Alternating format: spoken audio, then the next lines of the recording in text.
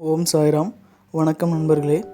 நம்ம கடந்த சில எபிசோடாக உருஸ் திருவிழா, அப்புறம் சந்தனக்கூடு ஊர்வலம் இதெல்லாம் எப்படி நடந்துச்சு, அதுக்கப்புறமா உருஸ் திருவிழா ராமநவமி விழாவாக எப்படி மாற்றப்பட்டு அந்த விழாவும் சேர்த்து கொண்டாடப்பட்டது அப்படிங்கிறத நம்ம பார்த்தோம். அந்த திருவிழாக்கள்லாம் நடத்துகிறதுக்கு கோபால்ராவ் குண்டுக்கு தான் அந்த முதல்ல எண்ணம் உதிச்சுது.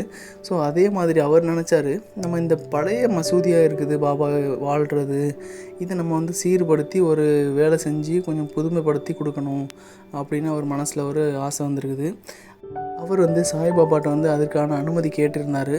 முதல்ல பாபா அதுக்கு அனுமதி கொடுக்க மனசு இல்லாதவா தான் இருந்திருக்காரு. அதுக்கப்புறம் சரி ஆசைப்படுறாங்கன்னு சொல்லிட்டு அவர் அனுமதி கொடுத்துட்டாரு. அதுக்கப்புறம் அடியவர்கள் எல்லோரும் சேர்ந்து தாழ்வாரத்திற்கு தேவையான கல் மற்ற சாமான்கள் எல்லாமே ரெடி பண்ணி அந்த தாழ்வாரத்து வேலையை ஒரே நாள் இரவில் முடிச்சு கொடுத்துருக்காங்க. அதுக்கப்புறம் சாய்பாபா அவரோட வழக்கமான அந்த சாக்கு துண்டை தூர போட்டுட்டு அவர் உட்காருவதற்கு ஒரு அழகான ஆசனம் அமைச்சுக்கிட்டாராம். அதுக்கப்புறம் அடியவர்களின் பெரும் உழைப்பால் சபா மண்டபம் சீர்படுத்தப்பட்டிருக்கு. அதுக்கப்புறம் அந்த திறந்த வெளி முன்னாடி இருந்த மசூதிக்கு முன்னாடி இருந்த இடம் தான் ரொம்ப குறுகிய இடமாட்டு விசாலம் இல்லாமல் இருந்திருக்கு. ஸோ அதை ஒரு விசாலமாக்கி அதில் ஒரு மேற்கூரை போட்டு அதை கொஞ்சம் அழகாக ஆக்கி கொடுக்கணும் அப்படின்னு அவங்க அடியவர்கள் நினச்சிருக்காங்க. பட் அதுக்கு சாய்பாபாட்ட அவங்க யாரும் அனுமதி கேட்கலை. அவங்களாவே நிறைய செலவு பண்ணி அதுக்கு தேவையான இரும்பு தூண், அதுக்கப்புறம் அந்த துணிகள் கூரை போடுறதுக்கான துணிகள், அந்த மாதிரி நிறைய எல்லாமே அவங்க வாங்கி ஒரே அந்த நைட்லேயே அவங்க எல்லோரும் வேலை செஞ்சு அந்த கம்பங்கள்லாம் ஊனியிருக்காங்க.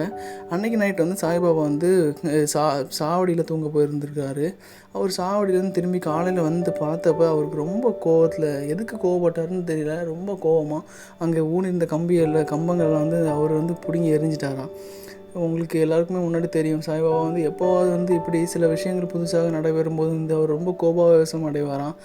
அதுக்கப்புறம் சாந்தம் அடைஞ்சிருவார். அதே போல் தான் அன்றைக்கும் அரங்கேறியிருக்கு. ரொம்ப கோபாவேசம் அடைஞ்சு அங்கே ஊனப்பட்டிருந்த கம்பங்கள் பிடுங்கி எரிஞ்சிருக்காரு. அப்புறம் அங்கே நின்றுக்கிட்டு இருந்த தாத்தியா பாட்டில் அவர் பிடிச்சி தரன்னு இழுத்துட்டு அவர் தலைப்பாக கட்டியிருக்காரு முண்டாசு, அதை பிடிச்சி இழுத்து அதில் நெருப்பு குச்சி வச்சு தீ கொளுத்தி அதை தூக்கி தூர ஓட்டாராம். அவர் எதுக்காக அப்படி பண்ணார் அப்படின்ட்டு தெரியல.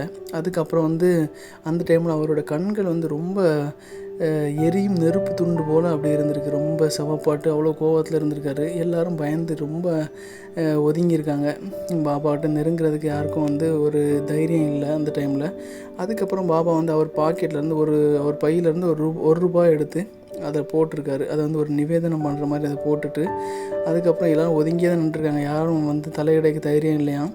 அப்புறம் இந்த பாபான்னு ஒரு அடியவர் உண்டுல்ல, குஷ்டரோகி அடியவர் பாகோஜி ஷிண்டே, அவர் மட்டும் பாபாட்ட நெருங்கி பாபா ஏன் இப்படின்னு கோபத்தில் இருக்கீங்கன்னு சொல்லிட்டு நெருங்கி கொஞ்சம் சமாதானப்படுத்த ட்ரை பண்ணியிருக்காரு. அவரையும் பாபா தள்ளி விட்டாராம், தூரப்போ அப்படி சொல்லிட்டு.